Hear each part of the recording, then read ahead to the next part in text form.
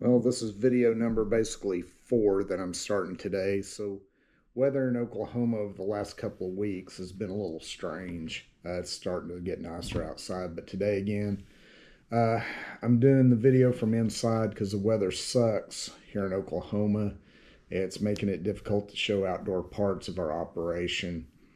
There are times such as this that make you feel utterly defeated. So we'll start with the mental health aspect of doing off grid.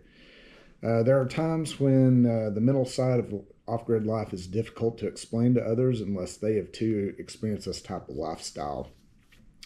All of us take for granted the ability to have electricity, running water at the flip of running water, and have electricity at the flip of a switch or turn of a faucet. For us to have water first, basically our water's got to be caught in a tank from our water catch system. From that point is directed to a water filter by means of a 12-volt pump powered by a solar panel and a battery. Hot water is achieved by water directed through a continuous hot water heater, and this heater is powered by propane. So just having water involves multiple steps that a lot of people don't realize, and I never realized until we did this type of off-grid living. Took a lot of stuff for granted. Electricity is the same way. Basically, these systems, if there's any breakdown in the chain, your water goes away, your power goes away. Running all these systems, it takes a cool head and the ability to think on your feet and think fast. There's times you got to figure things out pretty quick and on the fly. In the movie Apollo 13, there are many scenes in which the engineers are working on problems that arise during the mission. Having an engineering mind is a plus for this type of living. Over time, these stressors can beat you down. When you are running one of these type of projects, you just don't understand and have the attitude, or if you don't have the attitude of running this type of thing, if you have the idea of this is really no big deal, that's how we all start out. It changes over time. Out of all the things I've done in my life, I feel this has been the most difficult but the most beneficial thing that I've ever done. It's taught me many lessons. But this has to be the most humbling thing that I've ever done as well. Remember when we first began the project, I was working on something literally looked like I'd been rolling in a pile of dirt. I needed a part from town, which was about 20 minutes away, and I didn't have time to take a shower and clean up. I remember walking into the hardware store looking like a homeless person. Got some crazy looks. It was humbling in many ways. There are many lessons to be taught from this way of living, and learning the abilities to adapt has been a great benefit of living this lifestyle. But there are times you're just worn out from the constant work. At times in EMS, we experience mental burnout, and this can cause pretty much the same issues. If you don't have the psychology, you don't have to have a psychology degree to recognize these problems, but if you have depression or bipolar issues, this can be a problem. Seclusion and stress can be issues if you're not accustomed to dealing with stressful situations. Today I had a conversation with a state worker over some things that are going on out here. This is a great example of somebody that is very well college educated, but there's times where people don't have a grasp on how people actually live out here. There are times these situations and how living is achieved out here is hard to explain to people because they've just never experienced this.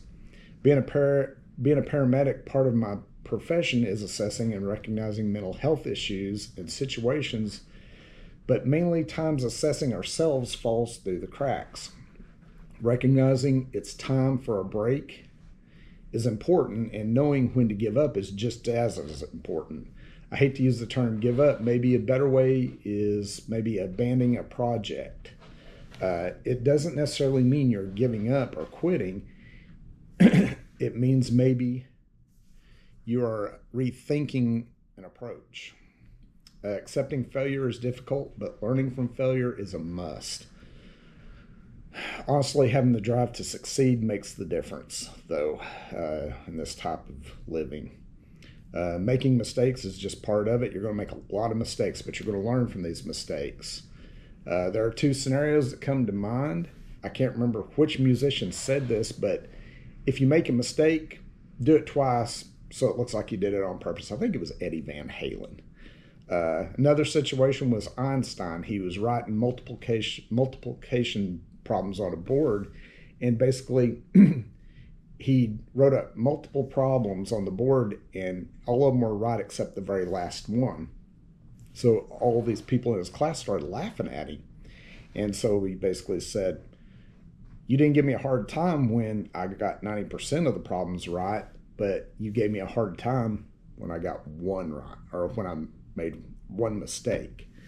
So you got to think about that. People are going to hate on you for what you're doing, no matter who it is, even if they don't know.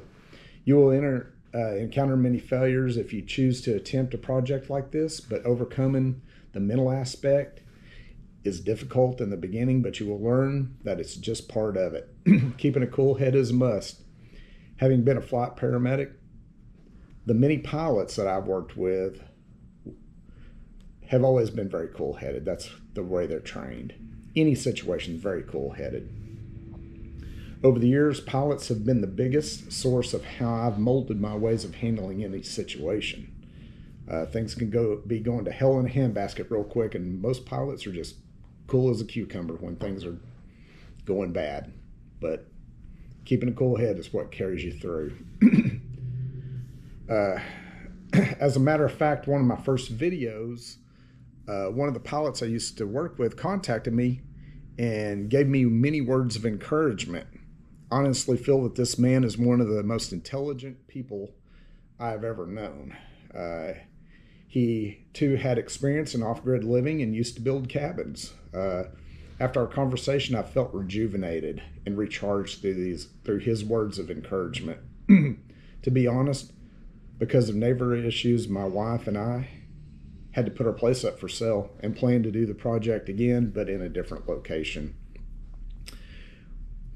When you're being battled from different directions, having one conversation can recharge you and send you back into the game stronger than ever. When we first moved out here, we were the only ones over time. Properties sold around us, and the problems began. We tried to help by giving people the knowledge that we had accumulated and the failures that we had accumulated too, but there was nothing but harassment in return against us. Word to the wise, when neighbors start moving in next to you, and if they are like-minded, if they're not like-minded, cut them loose. Don't have anything to do with them.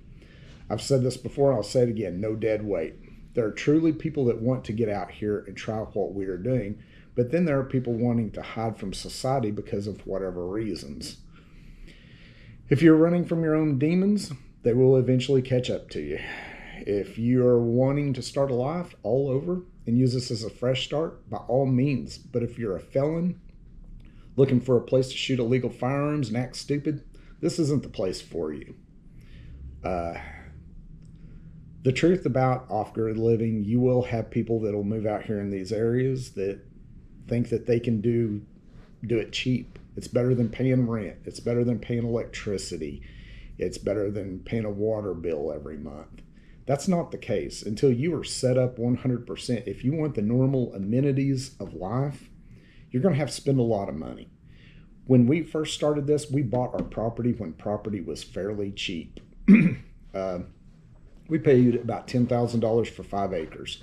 Now that same 5 acres is worth 50 and 60. Solar systems, unless you do it yourself, you're going to spend a lot of money. Even doing things yourself, you're still going to spend a lot of money in doing these projects. Once you get the money spent, things take care of themselves. A lot of these systems run themselves, and you don't have to worry about it. Our water catch system catches everything that we need. It's designed to work off a 12-volt system, and pretty much it takes care of itself. The electrical system, all solar panels, backed up with batteries, and that's pretty much what we do. So hopefully the next video I'll be able to get outside and really show you guys exactly how we do this, how we've done this. It's still a work in progress, but any of you that attempt to do this, you'll understand what I'm saying. It's constantly a work in progress. It's like a painting that's never finished. But we'll see you in the next video.